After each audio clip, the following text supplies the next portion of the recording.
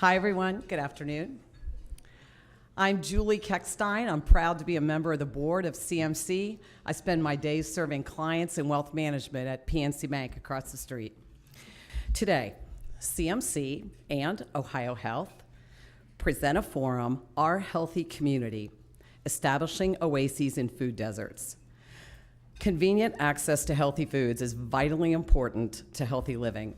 And the reality is that our for-profit commerce is that grocery stores head for the money. They leave many communities, both urban and rural, without access to many things that we take for granted, like fresh fruits and vegetables. Today, we're going to learn about new initiatives to establish these vital outposts in the food deserts of Central Ohio. And here is our distinguished panel for today to give you their perspective. First, we have Mysheika Williams-Roberts, the Medical Director and Assistant Health Commissioner of Columbus Public Health. Welcome. And we have the Executive Director of Local Matters, Michelle Moskowitz-Brown. Welcome. And joining us from Philadelphia is the Associate Director of the Food Trust, Caroline Harries, and our moderator, who is the Vice President of Strategic Initiatives at the Finance Fund, Mark Barbash. Please join me in welcoming everyone.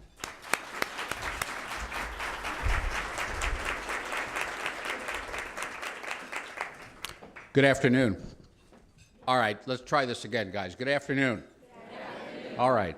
I can do that because I'm so impressed with the work that the Metropolitan Club does that they give us a script, and I want to tell you that the Julie started 2.5 minutes early, so I figure I can filibuster for 2.5 minutes. I also want to thank Ohio Health for being a sponsor. I'd like to thank our friends at Local Matters. I did notice that I saw Mayor Mysheika came in, and I don't actually know whether the mayor was coming up to this event, but if he wasn't, he asked me to say hi to Mayor Mysheika, so you think that he is here. Mayor, if you're here, thanks so much for being here. Are you here? All right, very good. That gives us an opportunity to recognize for a moment the work of Mayor Reinhardt, who passed away, and obviously Columbus is going through a wonderful transition. Also to Marilyn Tomasi. Marilyn, you did a fine job at that. I couldn't do it any better, so I'm going to yield the floor to you if you'd like to come up and handle this. Finance Fund is a nonprofit organization. We're a community development intermediary, and our mission is to help grow people who live in low-income communities and help those communities through the creation of jobs, economic opportunity, community facilities. And one part of our mission is to understand what's going on in the state in the way of creative, economic, and community development, and then try to find a place for where we can be additive. We're finance people. We help bring capital together. And one of the things that happened is that probably 2 years ago or so, we started seeing lots of really interesting activity around the state of Ohio. We saw an urban farm in Youngstown through a group called the Youngstown Neighborhood Development Corporation that took 4 vacant residential properties, cleared them, developed an urban farm, and is not only doing urban farming, but is doing job training for unemployed youths in the Mahoning Valley. Up in Cleveland, we saw a unique project through Green City Growers, which is a 3.5-acre under-roof hydroponic growing facility.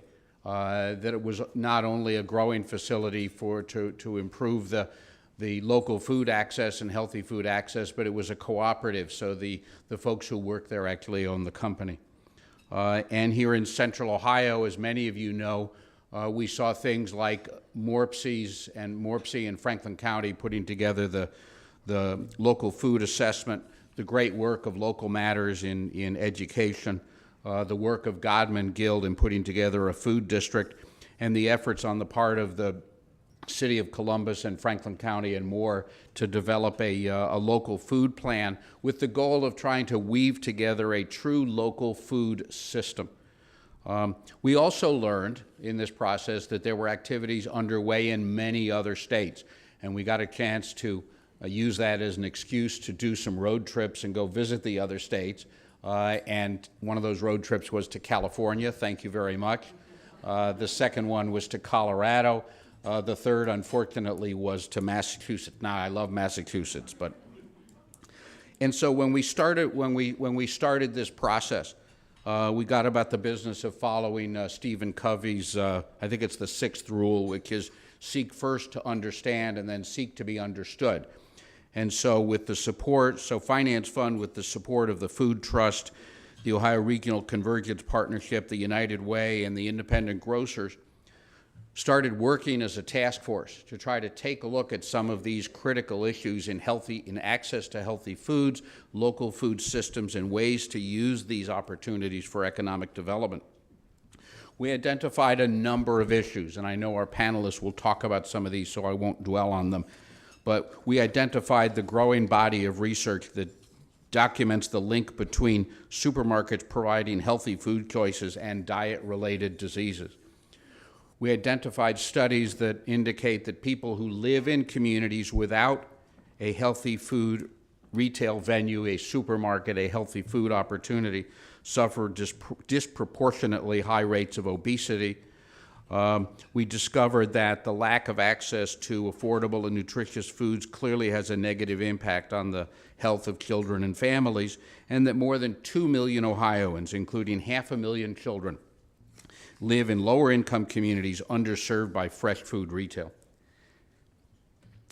We also found that the Ohio Department of Health's 2014-18 plan to prevent and reduce chronic disease identified healthy food retail in grocery stores as a key strategy. And this is a problem that is impacting almost every urban area in Ohio. It's impacting rural areas, and it's significantly impacting on Appalachia. In June 2014, we released a study, and the study was called Food for Every Child, the Need for Healthy Food Financing in Ohio. And in my best Academy Awards presentation, I'll show you a copy of this report. We chose not to kill a tree, so you can get a copy of this report on the Finance Fund website. Then in February, just a couple of weeks ago, we released the second piece of this study. What this first study did is it mapped out in the state the areas where there's a convergence of diet-related deaths and diseases and the lack of healthy food retail. The second report, which was issued a week ago, 2 weeks ago, here in Columbus in a press conference at the State House, identified some policy issues that need to be addressed, as well as a policy relating to the need for access to capital to make some of these opportunities happen in Ohio. So that brings us to today. Our panelists are folks who are leading lights in this discussion, who have worked on the ground in trying to understand how we make a change in the way that in the way that we are encouraging healthy living and healthy food. So I'm going to start off. They've already been introduced to you. I was going to do that before, but these are people who I've had a real pleasure working with. I'm going to start by asking each panelist, beginning with Dr. Roberts, and then we'll ask each of the others to comment. As you and your organization have looked at this issue, as you've worked on the ground, what are the kinds of problems and challenges that you're finding, and what are your initial thoughts on how you address these in the work that you're doing and citywide? Great. Well, thank you, Mark, and good afternoon, everyone. I want to just thank our sponsors as well as the organizers for including public health in this really important discussion today. At Columbus Public Health, our mission is to protect health and improve lives. And in our work, we have noticed, and we note on a regular basis, that our community has very high rates of chronic disease. And when we look at that chronic disease and how it's distributed throughout our community, we notice there are definitely pockets in our community right here in Franklin County and in Columbus that are lacking the resources to have healthy options or healthier options at their disposal. We know that approximately 66% of deaths that occur in our community are due to chronic diseases like diabetes, hypertension, and heart disease that could be prevented with a number of things, not the least of which is access to healthy food or healthier food and nutrition. We've worked tirelessly on this, I would say, over the last several years, and we're making some progress, and we have lots of efforts going on currently. One of which is there is a city-county food health plan that has been led and supported largely by our council member, Priscilla Tyson, who is here with us today. So I want to thank Council Member Tyson for her support. This is a partnership with the City of Columbus, Franklin County, Columbus Public Health, and Local Matters. So we're happy to see that. We're going to get this released in 2016, and it'll really be a roadmap for initiatives that we can do here in our community to improve access to fresh foods and vegetables and healthier food options to individuals. We've also been working with others in our community to increase community gardens. We've been working with others in our community to increase access to farmers markets by having more farmers markets pop up around our city every year and every season. So that's a really good thing. We've worked with United Way to make sure that smaller stores in our communities have more options for individuals that visit them, where they have healthier options. And then we've worked with some of our youngest individuals in our community with our Healthy Children, Healthy Weight program. Our children learn what their preferences are to eat at a very young age. So by going into child care centers and introducing them to healthier options, that hopefully they will continue to appreciate and enjoy as they grow older and mature in our community. So again, this is an effort that is important to us. We're working with our partners in our community to make sure that we can improve access, and hopefully by doing that, we will see the rates of chronic diseases and obesity, not only in adults, but also in children, decrease here in our community. Thank you. Carolyn? Thank you. I'm so glad to be here. I'm Caroline Harries from the Food Trust. Our whole mission is to ensure everyone has access to affordable, nutritious food and the resources to make healthy decisions. We were founded in the early 90s in Philadelphia. Our founder would literally take produce from the Reading Terminal Market, which is one of the country's oldest public markets if you've ever visited, to housing developments in underserved areas of Philadelphia, where he realized there was not an available access to healthy foods. From there, we've developed a system of farmers markets. We operate about 30 farmers markets throughout the city, nutrition education, linking nutrition education into the curriculum at public schools throughout the city, in rec centers and senior centers as well. But we understood from a lot of the constituents that we were working with, and this is why we evolved into our work around grocery retail, that the nutrition education programs were wonderful. Their kids were coming home and asking to make these healthy recipes in their communities, but they had a problem accessing the ingredients in their communities. And so what can we do about that issue? And farmers markets are wonderful, but limited by the growing season and just a couple of days a week. So we're looking for a year-round sustainable source to produce like that can be offered by a grocery store.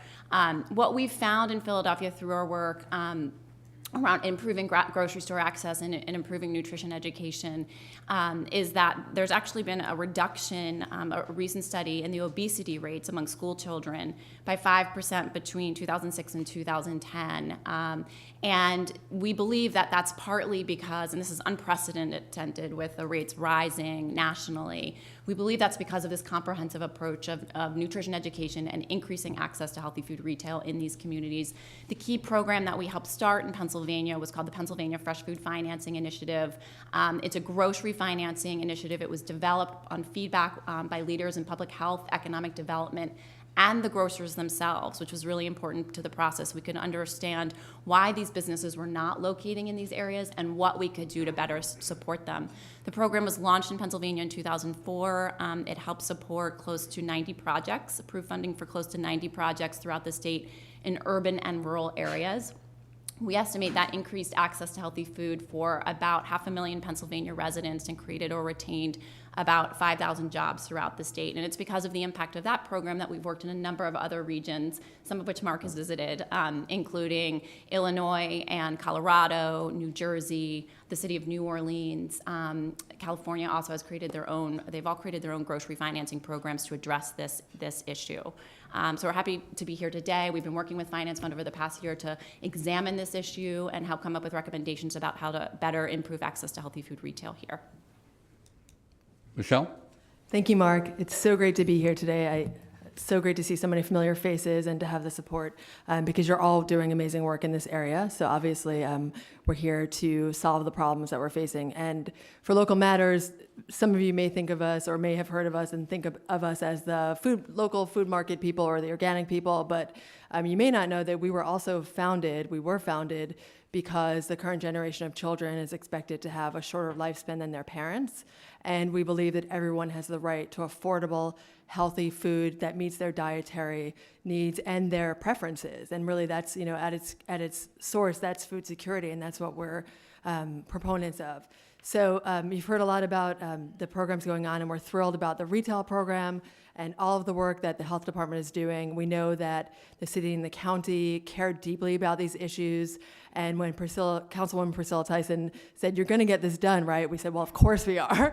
So, that charge is really important, and it's the heart of Local Matters work, and also championed by the county and and Commissioner O'Grady. So the food action plan will be a great boon to the work that's already happening that you've heard about today. But also when it comes to what we're learning in the community, Local Matters has been working neighborhood by neighborhood over the past several years. And what we actually do is a community food planning process that enables residents, faith leaders, community organizations to talk about where the gaps are in their access and what their priorities are. So through this sort of visioning process, we've been collecting our sort of current conditions so that we can understand when we get to the point of creating a plan, basically the process will lead us to a place where we can take immediate action on that. It's not going to be we start acting the day the plan is released, but we start now, we figure out how we're going to raise funds, we figure out where the needs are, where the gaps are, how it might be transportation in one neighborhood, or it might be on the south side that there are a lot of food options, but none of them are very good. And I think what's also great about the community planning process is that you find out that residents might say, "We don't want you to impose healthy food on us. We know what we want. We want access to affordable food, to a diversity of food, and we want a grocery store," which is consistent with the plan that we're hearing here. But I think just being open to notions of there's no one healthy food, there's no cure to all of these problems, but by keeping a broad definition, you're able to help individuals see how can you cook a healthy meal, within your traditions, and keep the fat content down while keeping the delicious flavor to the extent that it's possible. And this is the kind of work that we're doing every day, and we're really excited to bring all this together with the work that the city and county are doing, and that the Food Trust is doing, and the Finance Fund across the state. Thank you. I'd like to ask a little bit of a question about policy versus programs. As recognizing Councilmember Tyson being here, providing really good leadership, and the fact that we had no shortage of people who wanted to serve on our task force, and there's some task force members in the audience who appreciate it very much.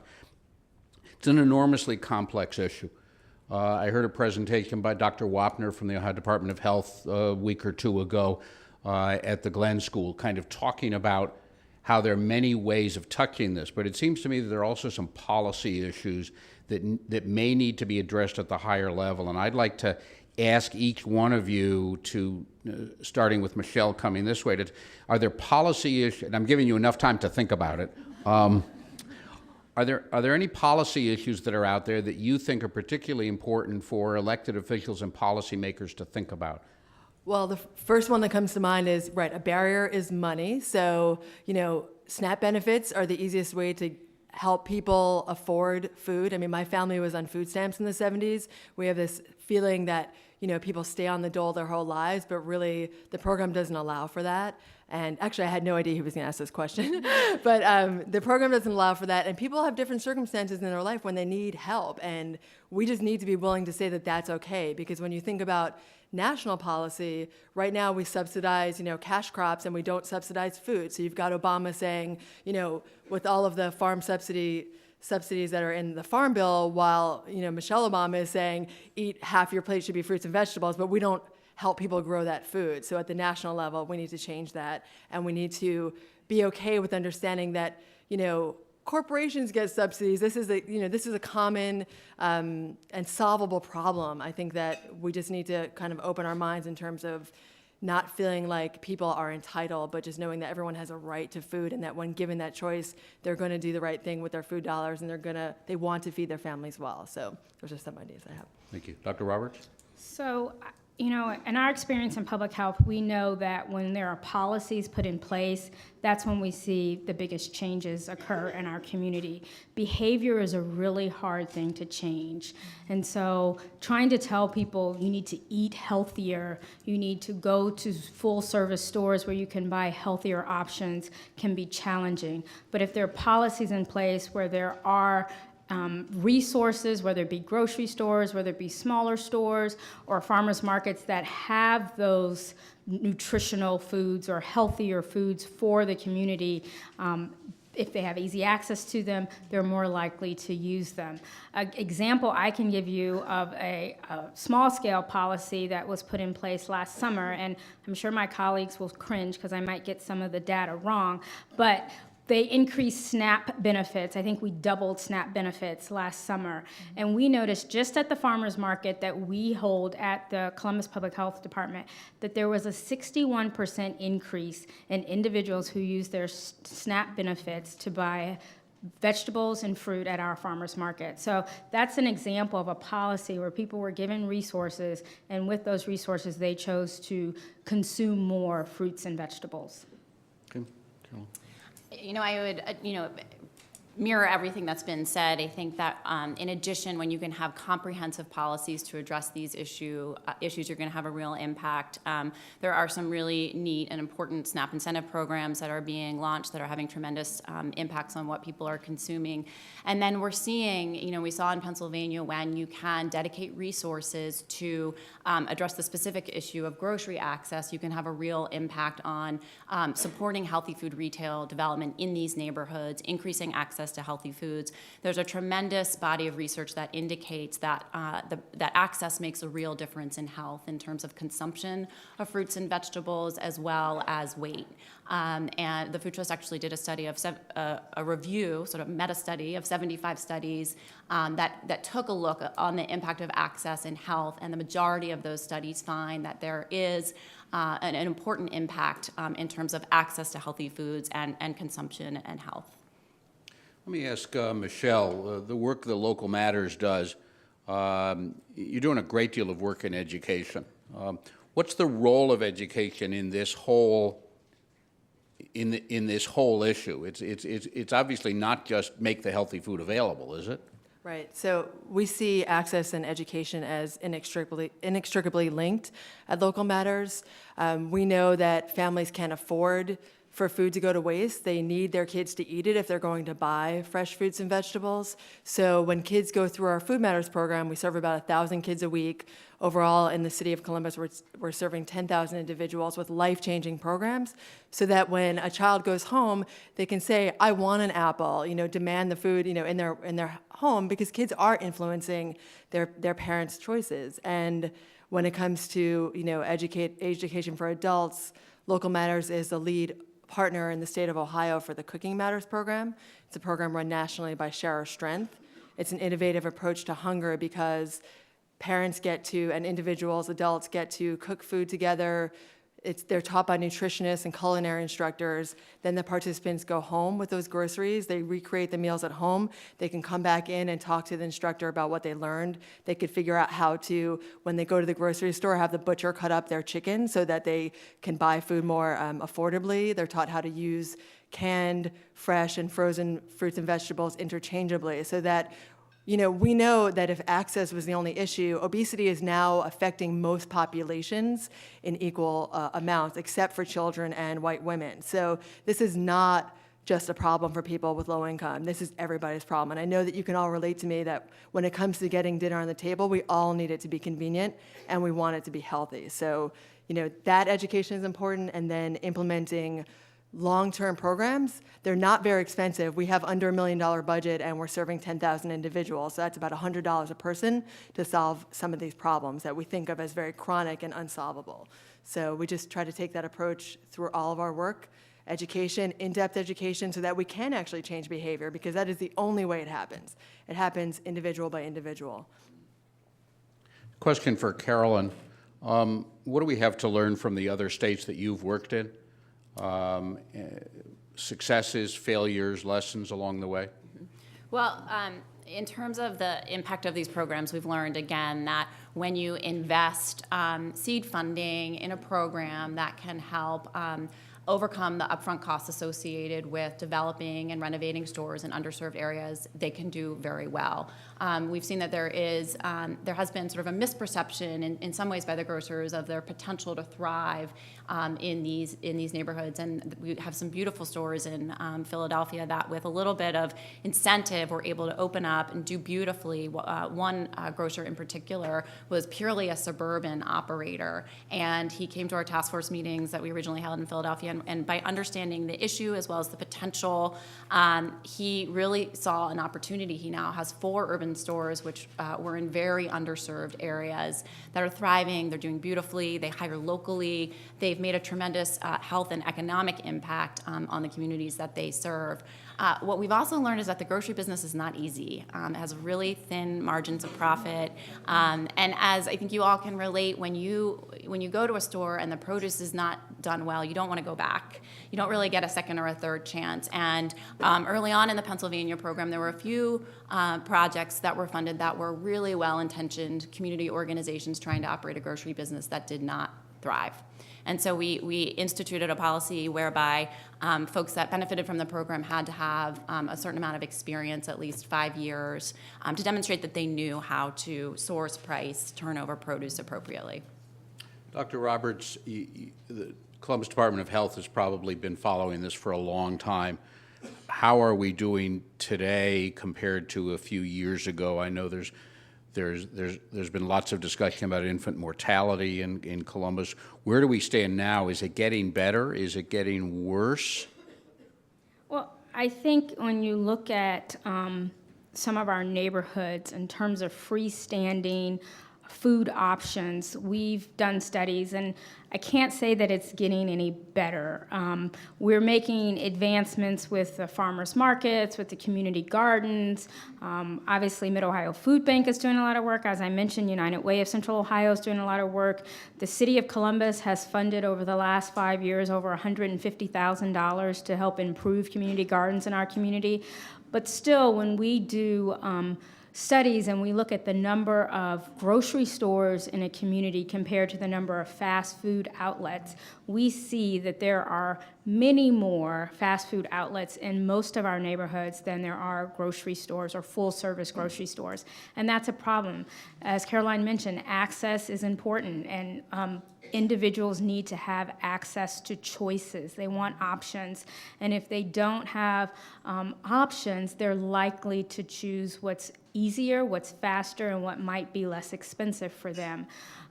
In terms of our community, we see that in many of our communities, the number of individuals in poverty are increasing.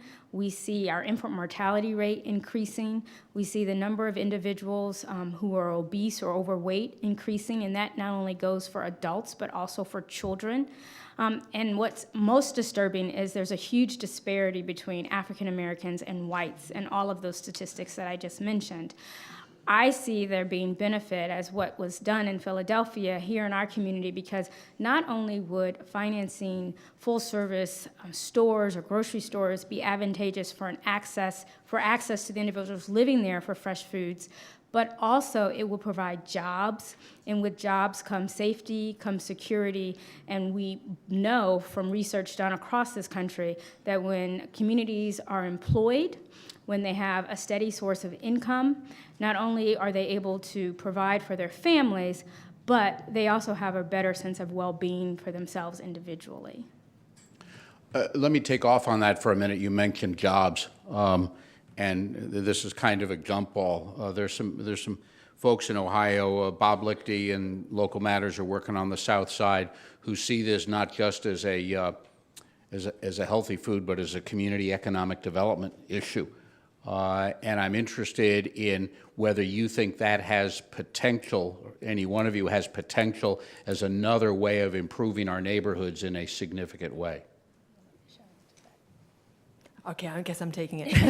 I was interested that Chase just released the middle skill report, and it didn't include food jobs. I think that we do have an issue in terms of a lot of food jobs being lower paid jobs that don't necessarily have a lot of opportunity for earning a middle class wage. So I think we definitely, through the food plan, need to look at what is the model for that, because we know that community gardens aren't going to feed us all and is not going to employ us. They're great and they're very important, but it's not the end-all solution for economic development. I think that when a grocer opens, there is that opportunity to have an entry-level job and move up there. It's going to be limited, so we need to think about what are the models, because I don't think there are a lot of great models for food yet, but I think we can figure that out and figure out where is that middle skill, where are those middle skill jobs in the food sector, and how can we encourage them and develop them further in our city so that we can be a leader as we are in so many other ways. Carolyn, what's the difference between a food desert, which lots of us heard about 4 or 5 years ago? They did food desert mapping, and our friends at USDA created a food desert map, and Tony Logan is out there and he can explain that easily. What's the difference between food deserts and what we're looking at here as it relates to the connection between healthy lives and healthy food? Well, food deserts, can be defined in so many ways. It's not a term we love because it implies, negativity. And desert isn't a place you want to hang out necessarily. But what we're really talking about are areas where there isn't easy access to healthy food. They're not necessarily deserts. Back to your question about jobs and economic opportunity, they're places that are ripe potentially for investment, as we saw in Philadelphia and in other regions where businesses can thrive. There is also, sort of a nuanced understanding of what's going on. You have to look at each community on a case-by-case basis. It is difficult to map sort of a whole region and get a sense of the nuances on the ground. So one community could have a highway which prevents access to a grocery store, even though the grocery store is only, half a mile away. There could be, a river or some other sort of natural barrier, or the grocery store could have just gone out of business, or whatever it is. You do have to get that sort of nuanced look on the ground in terms of how you identify an underserved community. Okay. Dr. Roberts, early on you made a reference a minute ago to different places where you could get healthy food. And it seems to me that a good number of years ago we spent our time talking about corner stores as the scourge of neighborhoods because of all the variety of criminal activities that might be taking place there. And I know that there's been lots of discussion on the topic of, for lack of a better term, a corner store strategy. And I know our friends at United Way, I think in Central Ohio, are working on this thing. Seems to me we're going through a kind of a change in attitude about the businesses that are operating in the neighborhoods and what their role is in the neighborhood. Yeah, I would agree. I think in many of our corner stores, sometimes they do have problems and issues that can bring a community down, but for the most part, they are an easy resource for individuals living in that community who might not have access to transportation to get them to that full-service grocery store. Most individuals that live here in our community live about 2 miles away from the nearest full-service grocery store. So those corner stores are many individuals are dependent on them for their food. And the work with United Way they've been looking at some of the small corner stores to see how they can make sure these stores provide some variety of fresh fruits and vegetables to provide to the community so they'll have access. So I think that we can't ignore those corner stores because for many of these communities, that's all they have. And we need to do what we can as a community to support them so that the community can be supported. Okay. I was just going to add in that sort of a shout out to the Near East Side cooperative market. There are other models, that are not as full-scale grocers. There are other ways to solve the issue. There are nonprofit models, there are for-profit models. We can skin the cat a number of different ways, but when on the east side, it was a group of women who were buying food for their families that wanted to build out a store, and there was a lot of great support from a collaborative as well as, again, United Way, who's continued to support that in addition to the corner store model. But sometimes a new store is the best kind of store, and when it meets the needs of the community from the beginning, you're setting out with a great base for community support and opportunities for communities to feed themselves and eat well. In a couple of minutes, we're going to move to audience questions, and for those of you who have been at Metropolitan Club events, you know there's nothing more embarrassing for a moderator than when you ask for questions and there aren't any. So in a couple of minutes, we'll go there. Before we do that, let me take a little bit of a tangent and ask a question on the question of local food systems.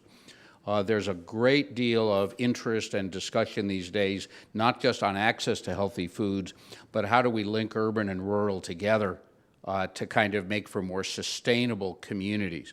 And I'd be interested in any comments you have, and I know there's a great deal of work going on in Central Ohio, your thoughts on local food systems and where this fits into the discussion. And since Michelle is nodding her head, she's going to go first. Local food. So local is a scale in a certain way. It just, it means that it's in our neighborhood, in our community. It's not necessarily good or bad. So what we infuse into local is what is important. So, maybe we'll say our values for a local food system are that we encourage economic development, that we figure out how to scale up, even on the local level, how much food is grown here and eaten here. I think that, there's a lot of talk about food hubs, and some of those are happening, but again, how is the farmer being treated in that process? What money are they getting on the dollar for their hard-earned time in being sort of the labor of the food system? So I think when we think about our local food system, we need to think about how we get our food, how we grow our food, how we recover our food waste, how we learn about food, and just understand that while there are a lot of different plans that might incorporate food, food needs its own proper place in sort of the urban planning canons, essentially. We need to have people who are thinking about this and developing systems to address it so that we can strengthen those linkages and not sort of silo them in the ways that we have. And I would agree with Michelle, and that's what the work of the city-county food health plan, we hope to address some of that in that plan as well.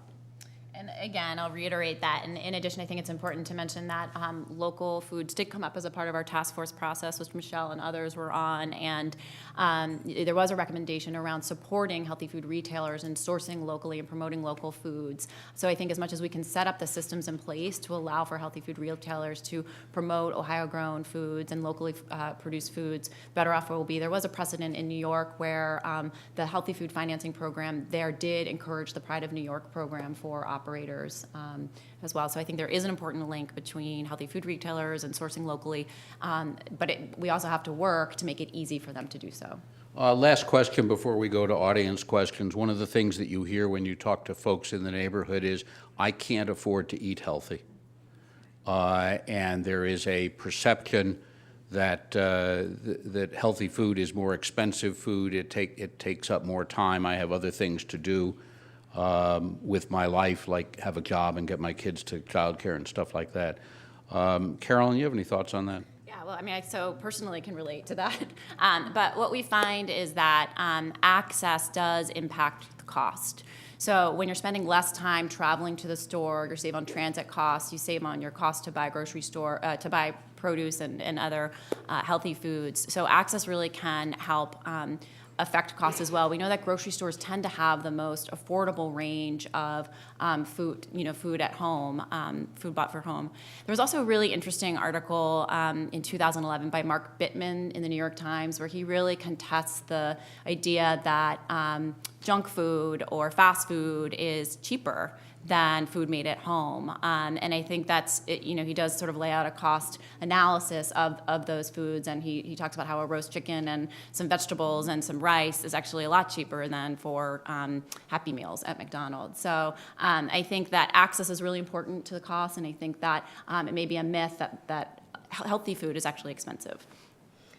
And I would echo, I can relate. I've heard a lot of people say that it is more expensive, and I think the key is for healthier food. So it doesn't have to be all organic. You don't have to go to one extreme. You can find a mix where you can do some fresh fruits and vegetables and maybe some frozen vegetables. And so there are ways that you can still live within your budget but eat healthier. And, I'm going to steal from one of my colleagues who talked about, what's one of the best snacks that you can give for your children children or for yourself, and it's a banana. And last time I went to the grocery store, bananas were like 55 cents a pound or something. Compare that to the cost of a Snickers bar, which I think is like $1. I don't buy them, but they're $1, I think. So a banana, it's easy to put in your purse, your bag, take with you. You don't have to have a separate container. You don't necessarily need a napkin unless you have a little child that you might need to wipe their hands. So there are healthier options that are affordable. And I'll just add, right, calorie for calorie, it might be less expensive to eat processed foods, but you don't necessarily need 4,000 calories a day. 2,000 would be fine.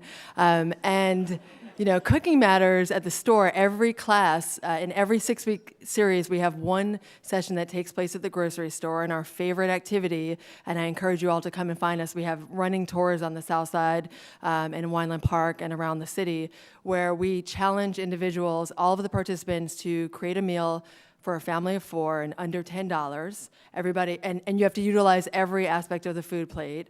So participants come in thinking, there's no way I'm going to get this done, and they always get it done. And it is so empowering to have that experience of how can you, maybe you can use eggs or beans as your protein for this meal that you're making, and you can make a smoothie, and it's, it's very doable, and it's our favorite thing to sort of debunk that myth on healthy is more expensive. And speaking of bananas, what you really need to know is that the most important invention ever made was the thing I can now buy at my grocery store, which is a little slicer that automatically slices your banana. You just go like that. Goes into the cereal a lot easier. It's the Metropolitan Club's tradition. And of course, while I bought this plastic implement, I mean, I don't know how much energy we used in making the plastic implement. It's the CMC's tradition to take audience questions. So please state your name, ask your question, and leave us your Social Security number. We thank you in advance, Jane, for avoiding long editorial comments. First question. Thank you. CMC already has my Social Security number.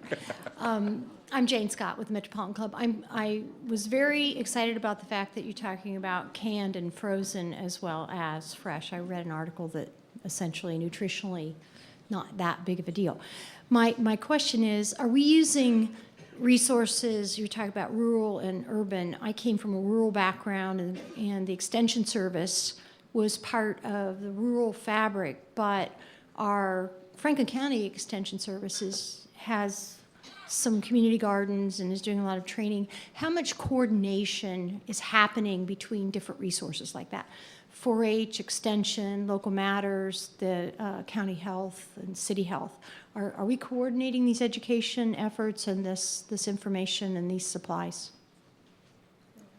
So yes, with OSU Extension in particular, we have an urban master farmer program, and I think that over the past 5 to 10 years, the food movement in Columbus has gotten a lot stronger, so that we're very close. And I think by the time we finish the food plan, we will be obviously a lot further. But we're all really well aware. I mean, the people I see in the room today, I see in meetings throughout the week, and we're all very aware of each other's initiatives. Whether or not community members understand every opportunity that they have access to food, I think that we have a long way to go there in terms of how we communicate and help people fill the gap. Hi, I'm Debbie Rosenthal, but this question comes from CMC Satellite from Chris Graves. And her question is, are fast food companies playing a part in this endeavor? Well, I will try to take a shot at that. I think for those of you who aren't aware, the federal government has put some stipulations on the fast food industry or the restaurant industry to disclose calorie content of their foods they serve. So if you notice, there are some restaurants in town that have already started to do that, and they make it very visible, one of which is Panera Breads. They make it very visible, but there are others across our community that do that as well. So I think they are playing a role because for me, it's very it's sometimes eye-opening to find out how many calories that cookie has in it.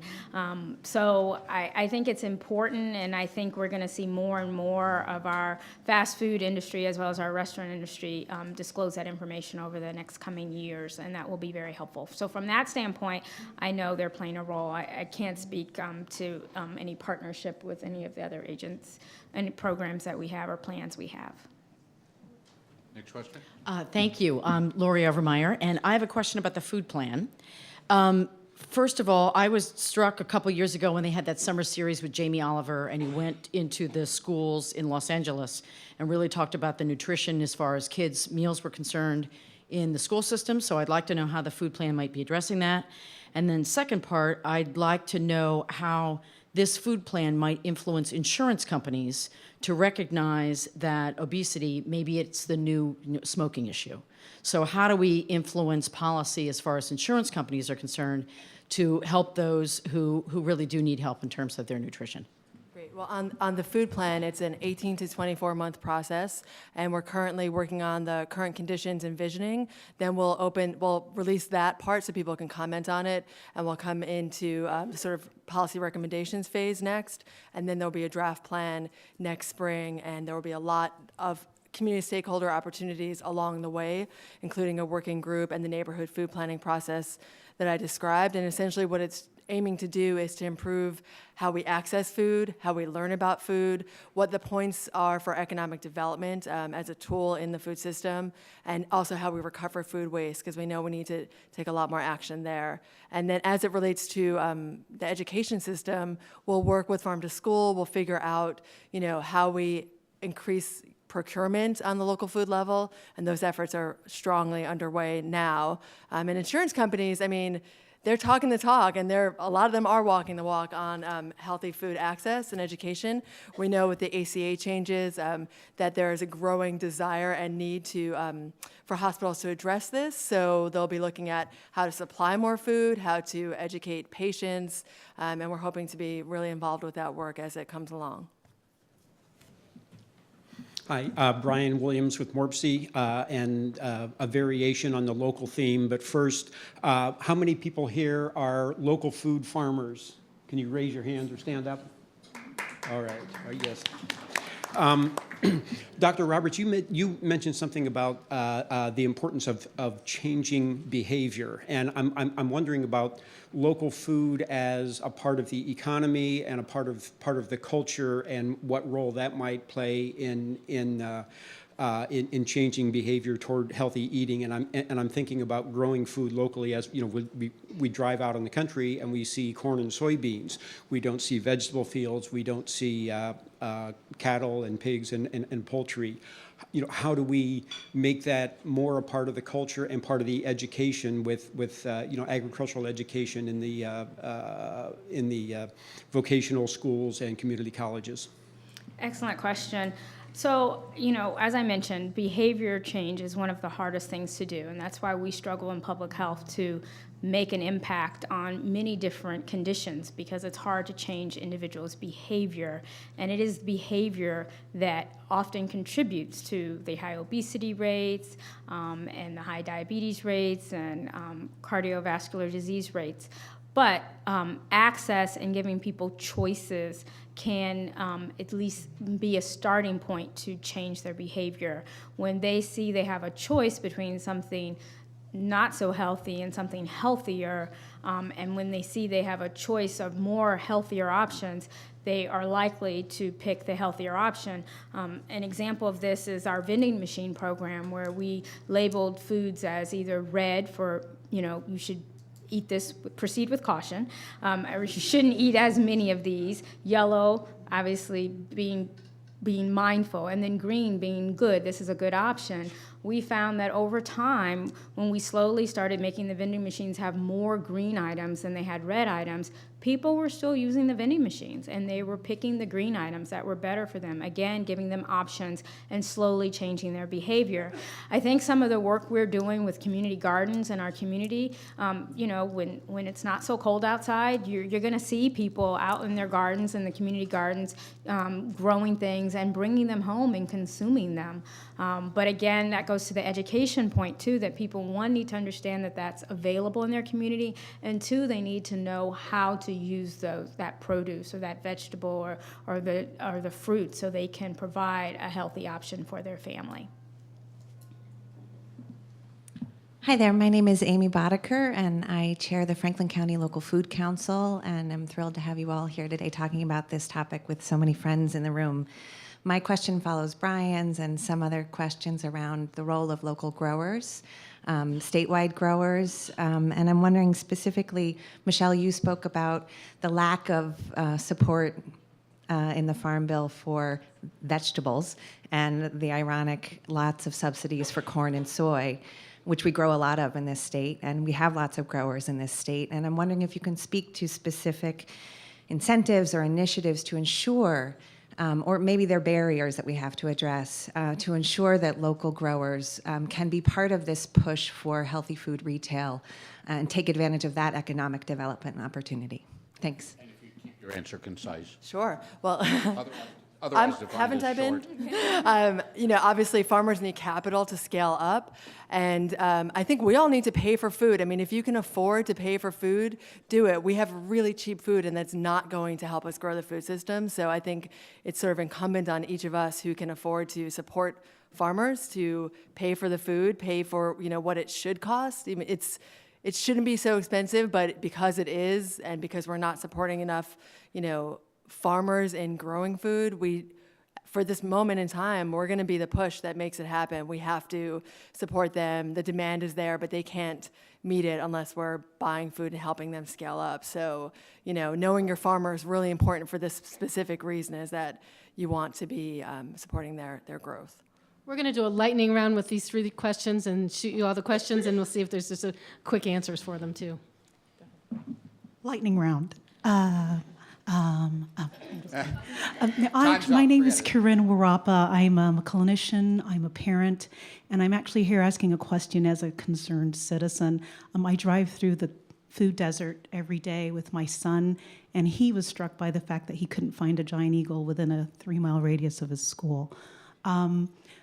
You've alluded to the behavioral change being a difficult thing, but we know that most of our behaviors come from our family experiences or the peer groups we're surrounded by. So behavior is extremely affected by the united team that we're surrounded by. And so I'm asking, do you see any models or do you have any thoughts about communal kitchens as a way to influence those choices we're trying to make? And also we do live in a city that actually has a plethora of community industrial-grade kitchens in every school. So are those options possibly things you've thought about or have you seen in other states as viable solutions to some of these issues? Thanks. I'm sorry. We're going to take all 3 questions, and then you can pick and choose.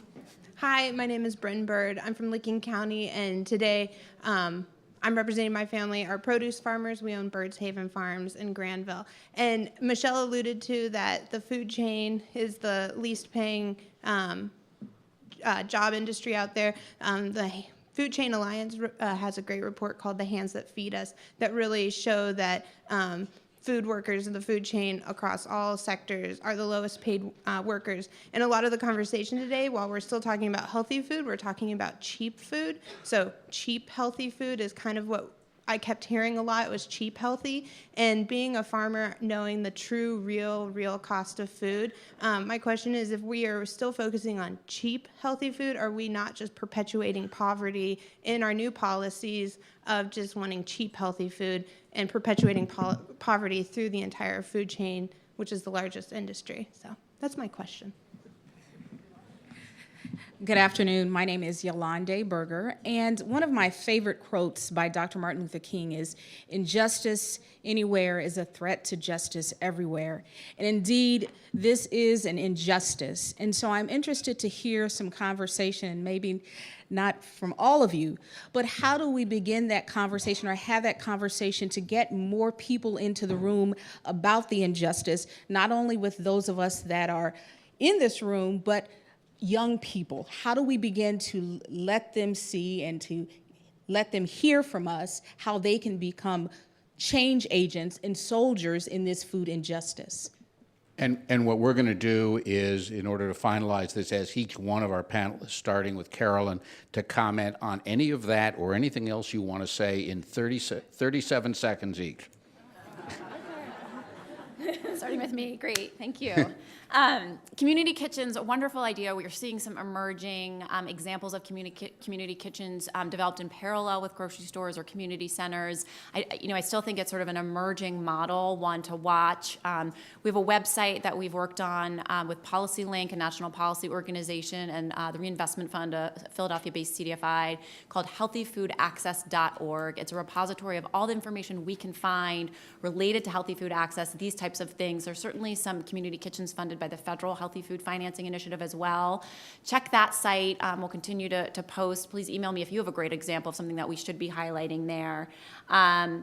About cheap and healthy food, I think that this is a movement, and I do want to just mention, and this is sort of back to relating to how we're getting insurance companies and fast food companies involved in this issue. The movement is building. We have the American Heart Association of Ohio in the room, Krisha Auk. They have prioritized this issue of healthy food access recently, right here in Ohio, as well as at the national level. So the movement is building, and forums like this, which we thank you so much for hosting us, are helping to build that movement, so we can all take that out to the communities. And I think that's way more than 30 seconds, so I'll go from there. So I just want to give two examples that are going on in our community that could address the community kitchen concept and also address the younger generation and how we bring them up and understand some of the injustice.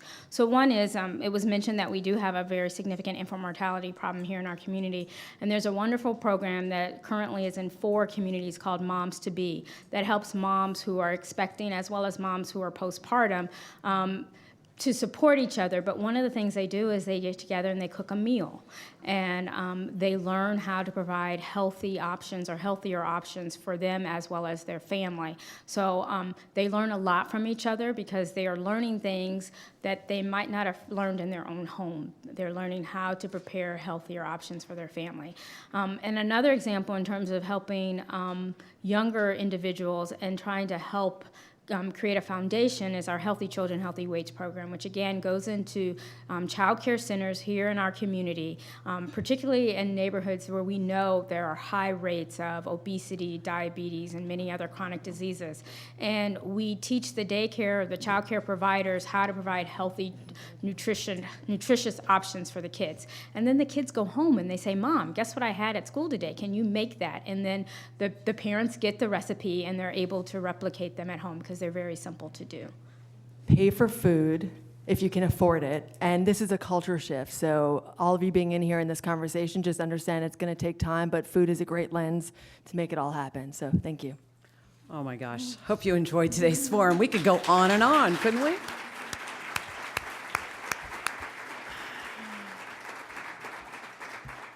Remember, you can view and share all of our forums on CTV, Columbus Television, WOSU, and PBS affiliates statewide on the Ohio channel, and anytime on our website, YouTube. Thanks, Ohio Health. Thanks, speakers. Enjoy your day.